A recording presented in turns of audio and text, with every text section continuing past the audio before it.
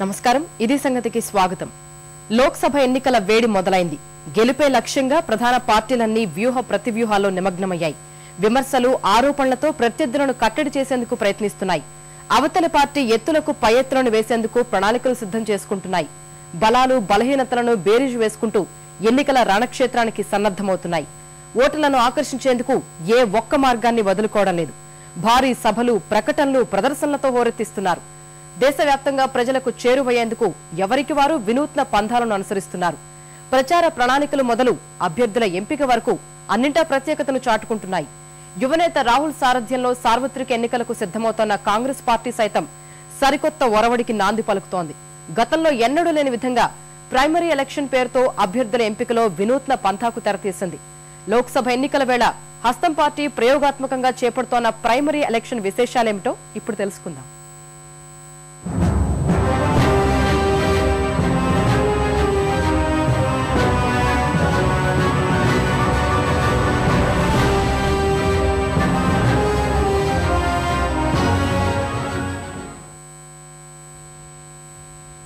సార్వత్రిక ఎన్నికలు సమీపిస్తున్న కొద్దీ రాజకీయ పార్టీలన్నీ వేటికవే కొత్త పంథాను అనుసరించేందుకు సిద్ధమవుతున్నాయి ప్రచారం మొదలు అభ్యర్థుల ఎంపిక వరకు అన్నింటా ప్రత్యేకతను చాటుకునేందుకు ప్రయత్నిస్తున్నాయి ఘాటైన విమర్శలు పదునైన ఆరోపణలతో ప్రత్యర్థులపై పైచేయి సాధించేందుకు శ్రమిస్తున్నాయి సరిహద్దు వివాదాల నుంచి స్థానిక సమస్యల వరకు ప్రతి అంశాన్ని ఓట్ల కోణంలోనే చూస్తున్నాయి అదే కోవలో 128 చరిత్ర గల కాంగ్రెస్ పార్టీ సార్వత్రిక ఎన్నికల వేళ మరిన్ని నూతన విధానాలను అమల్లోకి తీసుకురావాలని భావిస్తోంది అందులో భాగంగానే యువనేత రాహుల్ సారథ్యంలో ప్రైమరీ ఎలక్షన్ పేరుతో అభ్యర్థులను ఎంపిక చేసే దిశగా కసరత్తులు ప్రారంభించింది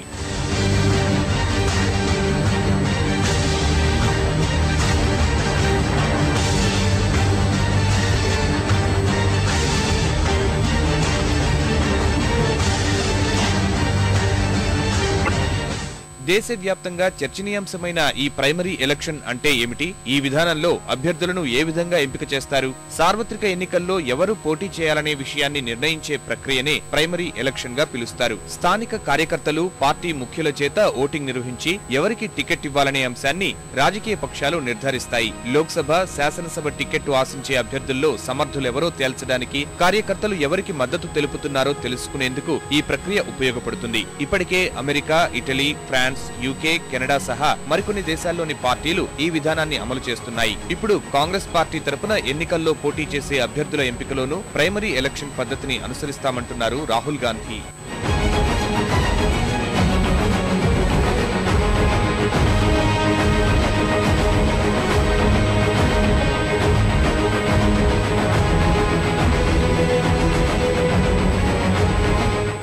రాహుల్ గాంధీ ప్రజాప్రతినిధుల్ని ప్రజలే ఎన్నుకున్న తర్వాత సెలెక్ట్ చేసుకున్న తర్వాత అసెంబ్లీ కాన్స్టిట్యున్సీ కావచ్చు పార్లమెంట్ కాన్స్టిట్యున్సీలో నిలబెట్టాలనుకోవటం ఇలా భారత ప్రజాస్వామ్యంలో గొప్ప ఆలోచన అయినప్పటికీ ఆ ఆలోచన ఇంప్లిమెంట్ చేయడం చాలా కష్టమైన పరిస్థితిగా కనపడటం జరుగుతుంది ఆ ఆలోచనలో ప్రతి వ్యక్తి కూడా పాల్గొనాలని అనుకోవటం కరెక్టే అయినప్పటికీ పాల్గొనలేని పరిస్థితి రావడం జరుగుతూ ఉంటుంది కాంగ్రెస్ ఉపాధ్యక్షుడు రాహుల్ గాంధీ సూచనల మేరకు హస్తం నేతలు లోక్సభ ఎన్నికల్లో ప్రయోగాత్మకంగా ప్రైమరీ ఎలక్షన్ విధానాన్ని అమలు చేయాలని నిర్ణయించారు ఇందుకోసం దేశవ్యాప్తంగా 16 లోక్సభ నియోజకవర్గాలను ఎంపిక చేశారు ఢిల్లీ మధ్యప్రదేశ్ ఉత్తరప్రదేశ్ మహారాష్ట్ర కర్ణాటక రాజస్థాన్ గుజరాత్ నుంచి 2 నియోజకవర్గాలు బెంగాల్ అసోంలో ఒక్కో లోక్సభ స్థానానికి ప్రైమరీ ఎలక్షన్ పద్ధతిలో అభ్యర్థులను ఎంపిక చేయనున్నట్లుగా కాంగ్రెస్ వర్గాలు వెల్లడించాయి ఈ 16 స్థానాల్లో ప్రస్తుతం 2 చోట్లే కాంగ్రెస్ ఎంపీలున్నారు 8 చోట్ల భారతీయ జనతా పార్టీ 3 చోట్ల కాంగ్రెస్ 2 చోట్ల శివసేన ఒక్కో స్థానంలో బీఎస్పీ తృణమూల్ ఎంపీలు ఉన్నారు కాంగ్రెస్ ఎంపీ సీసరామ్ ఓలా ఇటీవల మరణించడంతో రాజస్థాన్లోని ఝుంఝును ఎంపీ స్థానం ఖాళీగా ఉంది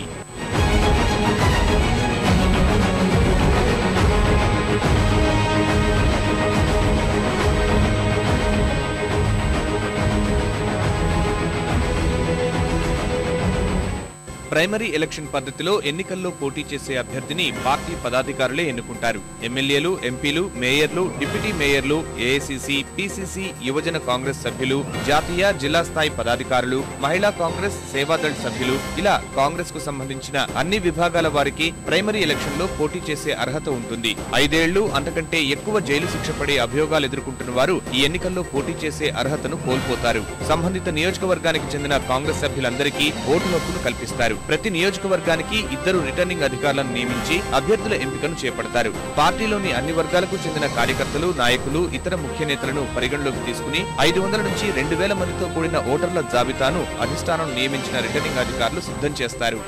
ఆ ప్రైమరీ ఎన్నికలు మనం అమెరికానే తీసుకుందాం. 2 అభ్యర్థులు ఒక పార్టీ తరఫు నిలబెడితే ఎవరు ఉండాలనే దాని మీద పెద్ద చర్చలు జరుగుతాయి. తర్వాత అక్కడ ఉన్నటువంటి వాళ్ళు ఈయన ఉండాలని చెప్పి అన్ని రాష్ట్రాల్లో ఓటేస్తే ఈయన అభ్యర్థిగా నిర్ణయం అవుతాడు. అది ఒక రకమైన పద్ధతి అనమాట. అలాంటి పద్ధతినే మామూలుగా నియోజకవర్గ స్థాయిలో కానీ రకరకాల స్థాయిల్లో కూడా అటువంటి పద్ధతి అమలు జరిపితే ముందు ఒక పార్టీ తరఫున ఎవరు ఉత్తమమైన క్యాండిడేట్ అనేది తేలటం కోసం చేసేటువంటిది ఈ ప్రైమరీ ఎన్నికల పద్ధతి. రిటర్నింగ్ అధికారుల కసరత్తు పూర్తయిన తరువాత ప్రైమరీ ఎలక్షన్ లో పోటీ చేయదలుచుకున్న అభ్యర్థుల నుంచి పార్టీ అధిష్టానం దరఖాస్తులను ఆహ్వానిస్తుంది. అనంతరం అభ్యర్థుల జాబితాను విడుదల చేసి పదాధికారులు, కార్యకర్తలకు వారిపై ఉన్న అభిప్రాయాన్ని సేకరిస్తారు. నేర చరిత్ర ఉన్న అభ్యర్థులను తిరస్కరిస్తూ తుది జాబితాను సిద్ధం చేస్తారు. చివరగా ఓ సభను ఏర్పాటు చేసి నియోజకవర్గంలోని సభ్యులందరికీ తమ ఆలోచనలు, ప్రణాళికలు వివరించేలా బరిలో ఉన్న అభ్యర్థులకు అవకాశం కల్పిస్తారు.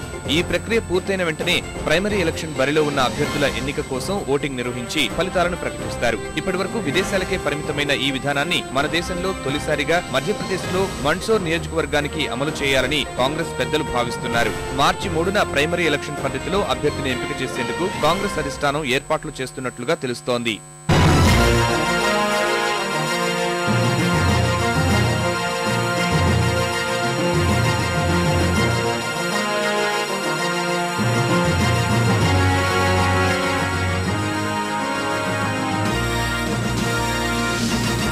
ఎన్నికల్లో పోటీ చేసే అభ్యర్థుల ఎంపిక కోసం 16 లోక్సభ నియోజకవర్గాల్లో ప్రయోగాత్మకంగా చేపడుతున్న ప్రైమరీ ఎలక్షన్ విధానం విజయవంతమైతే దేశవ్యాప్తంగా అమలు చేయాలని కాంగ్రెస్ అధిష్టానం భావిస్తోంది. భవిష్యత్తులో ప్రతి శాసనసభ, పార్లమెంటు నియోజకవర్గానికి ప్రైమరీ పద్ధతిలోనే అభ్యర్థులను ఎంపిక చేయాలని యోచిస్తోంది. ఎన్నికల వేళ పార్టీ టికెట్ల పంపిణీలో పారదర్శకతను పెంచేందుకు ఈ విధానం ఎంతగానో దోహదపడుతుందని హస్తం పార్టీ వర్గాలు అభిప్రాయపడుతున్నాయి. మధ్యవర్తుల ప్రాబల్యం తగ్గి అన్ని వర్గాల వారికి న్యాయం జరుగుతుందని పేర్కొంటున్నాయి. క్షేత్రస్థాయి కార్యకర్తలు, పదాధికారుల అభిప్రాయాలను తెలుసుకునేందుకు ప్రైమరీ ఎలక్షన్ పద్ధతి ఉపకరిస్తుందనేది కాంగ్రెస్ పెద్దల మనోగతం. ఇలాంటి భేదాభిప్రాయాలు లేకుండా కార్యవర్గమంతా కలిసి పనిచేయడానికి ఈ విధానం సహకరిస్తుందనేది కాంగ్రేయులు చెబుతున్నమాట.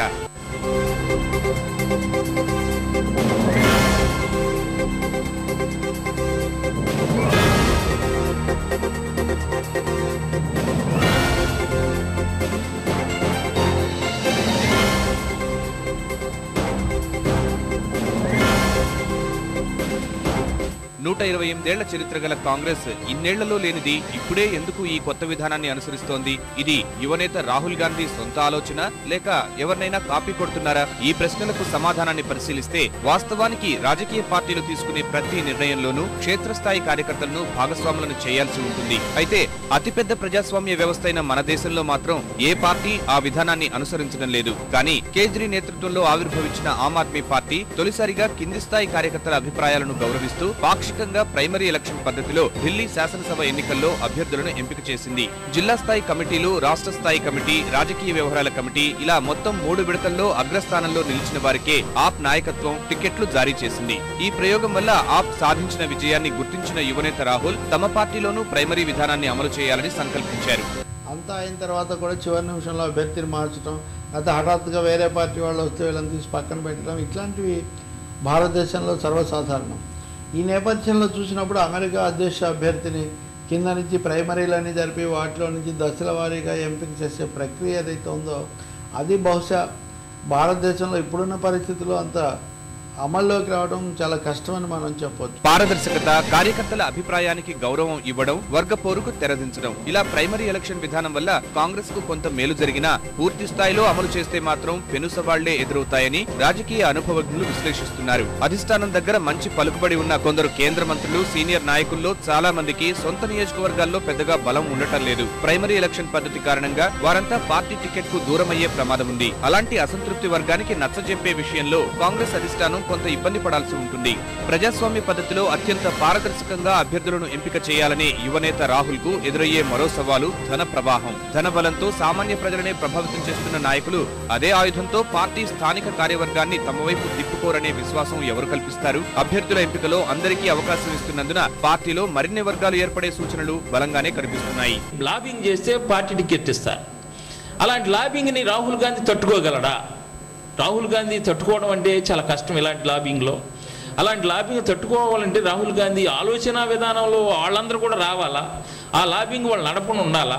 నడపకుండా ఉండి అప్పుడు డబ్బులు కూడా ఖర్చు చేయాల్సిన పరిస్థితి వస్తాయి. ఆ డబ్బులు ఎక్కడ నుండి చేస్తాడో రాహుల్ గాంధీ చెప్పాలని పరిస్థితి కూడా ఉంటుంది. అందువల్ల ఈ లాబింగ్లు కోర్ కమిటీలు అనేది తొలగించి ప్రజాస్వామ్యబద్ధంగా అతను అనుకున్న విధానాన్ని ఇంప్లిమెంట్ చేసినప్పుడు కాంగ్రెస్ పార్టీకి ఉన్నతమైన స్థానంలోకి వెళ్తానికి ఆస్కారం ఉండదని చెప్పేసి కూడా తెలియజేయడం జరుగుతుంది. లోక్సభ ఎన్నికల ముంగిట హస్తం పార్టీ అనుసరిస్తున్న ప్రైమరీ ఎలక్షన్ వ్యూహం ఎలాంటి ఫలితాలనిస్తుందో తెలియాలంటే మరికొన్ని రోజులు వేచి చూడాల్సిందే. కానీ యువనేత రాహుల్ గాంధీ ప్రయోగాత్మకంగా చేపడుతున్న ఈ విధానంలో కాంగేయులు విజయం సాధిస్తే దేశవ్యాప్తంగా రాజకీయాల్లో వినూత్న మార్పులు చోటు చేసుకునే అవకాశాలున్నాయి. క్షేత్రస్థాయి కార్యవర్గంలో నూతనోత్తేజం నింపేందుకు యువతను రాజకీయాల వైపు ఆకర్షించేందుకు ఉపయోగపడే ఈ పద్ధతి భవిష్యత్తులో ఇతర పార్టీలకు విస్తరించినా ఆశ్చర్యం లేదు.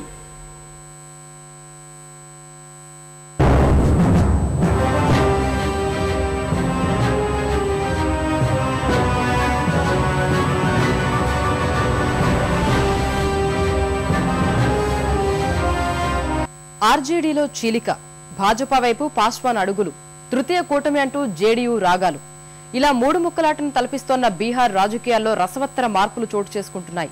రోజుకో కొత్త మలుపు తీసుకుంటూ రాజకీయ విశ్లేషకుల అంచనాలనే తలకిందులు చేస్తున్నాయి. బీహార్లో ఆస్తులన్నీ ఆర్జేడీపైనే పెట్టుకున్న కాంగీయులకు ఆ పార్టీలో మొదలైన ముసలం కలవరపెడుతోంది. మూడు అస్త్రాలతో భాజపా జేడీయూలను ఢీకొట్టాలన్న వారి ప్రణాళికలు మారుతున్న ఎల్జేపీ వ్యూహంతో సఫలమయ్యేలా కనిపించడం లేదు.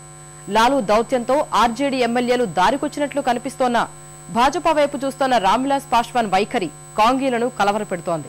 బీహార్ వేదికగా కాంగ్రెస్ భాజపా కూటమిల రాజకీయాలు ఈ విధంగా ఉంటే మూడో కూటమి అంటున్న జేడీయూ మాత్రం తన పని తాను చేసుకుపోతోంది.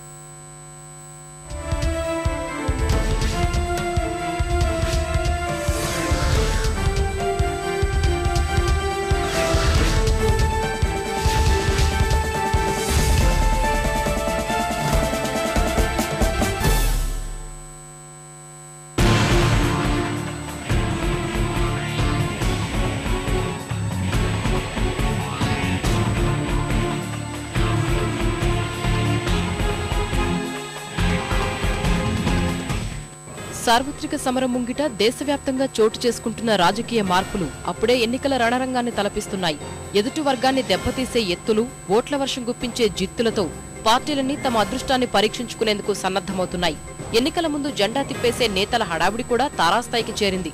భానుడి ప్రతాపం మొదలవక ముందే వేడి పుట్టిస్తోన్న బీహార్ సమీకరణాలను చూస్తే రాజకీయాలు పూటకో తీరుగా ఎలా మారుతున్నాయో స్పష్టమవుతోంది.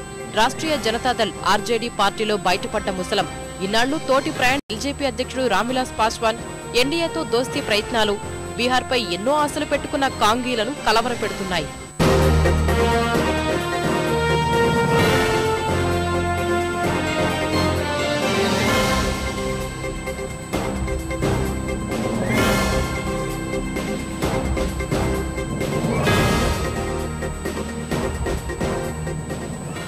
సార్వత్రిక సమరం తర్వాత దేశ రాజకీయాల్లో కీలక పాత్ర పోషించాలని కలలు కంటోన్న రాష్ట్రీయ జనతాదళ అధ్యక్షుడు లాలూ ప్రసాద్ యాదవ్ కి తిరుగుబాటు శాసనసభ్యుల రూపంలో గట్టి ఎదురుదెబ్బ తగిలింది. పార్టీని వీడుతున్నట్లు 13 మంది శాసనసభ్యుల సభాపతికి లేఖ రాయడం, వారిని ప్రత్యేకంగా గుర్తిస్తున్నట్లు స్పీకర్ ఉత్తర్వులు వెలువరించడం ఆర్జేడీని కుదిపేస్తున్నాయి. వారంతా నితీష్ కుమార్ జేడీయూ ప్రభుత్వానికి మద్దతిస్తున్నట్లు ప్రకటించడం బీహార్లో మారుతున్న ఎన్నికల సమీకరణాలను సూచిస్తోంది.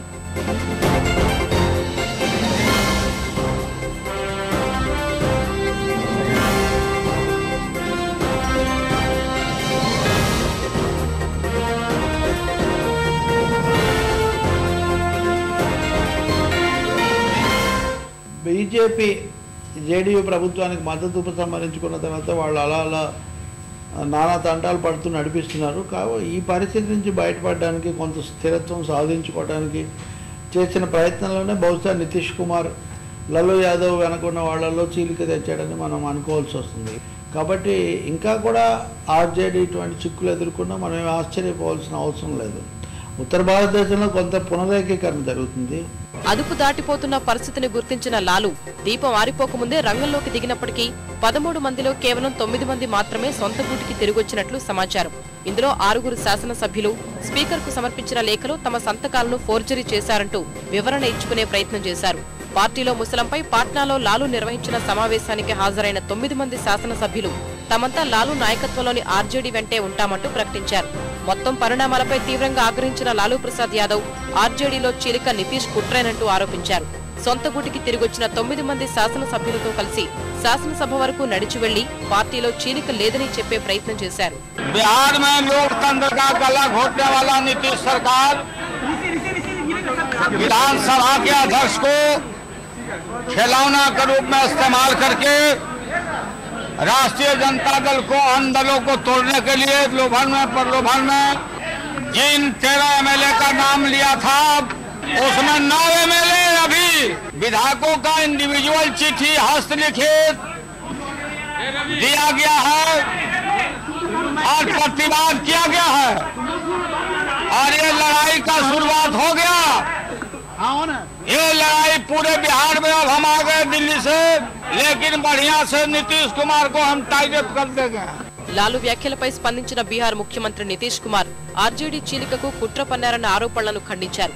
అదే సమయంలో ఆ పార్టీ తిరుగుబాటు శాసనసభ్యుల పార్టీలోకి వస్తే ఆహ్వానిస్తానన్నారు. అయితే ఇక్కడ నితీష్ రాజకీయాలు చేశారా లేదా అన్న అంశం పక్కన పెడితే మొత్తం వ్యవహారంలో శాసనసభ స్పీకర్ను వెనకేసుకురావడం పలు అనుమానాలకు తావిస్తోంది.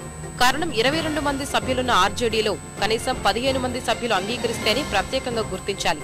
ఇక్కడ స్పీకర్కు లేఖ సమర్పించిన వారిలో సంతకాలు చేసింది కేవలం 13 మంది. అలాగే బీహార్ శాసనసభలో ప్రభుత్వానికి ఉండాల్సిన ఆధిక్యం 122 స్థానాలు కాగా నితీష్ కు కేవలం 116 సభ్యుల మద్దతు మాత్రమే ఉంది. ఎన్డీఏతో తెగదింపుల తర్వాత జేడీయూ సర్కారు మైనార్టీలో పడింది. ఇలాంటి కారణాలన్నింటినీ బేరీజు వేసుకుంటే చోటు చేసుకుంటున్న పరిణామాలన్నీ సార్వత్రిక సమరంలో భాగమే అన్న విషయం స్పష్టమవుతోంది.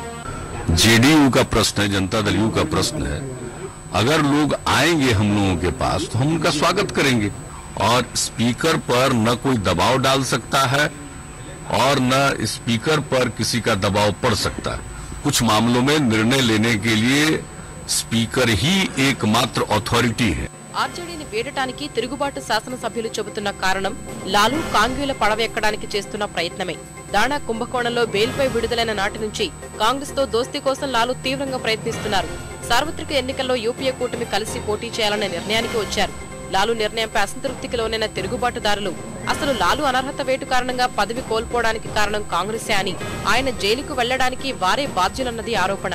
అలాంటి పార్టీతో లోక్సభ ఎన్నికల్లో పొత్తు పెట్టుకోవడం కంటే ఆర్జేడీని కాంగ్రెస్ లో విలీనం చేయడం ఉత్తమమంటూ లాలు అడుగులపై వారి ఆక్రోశాన్ని బయటపెట్టారు.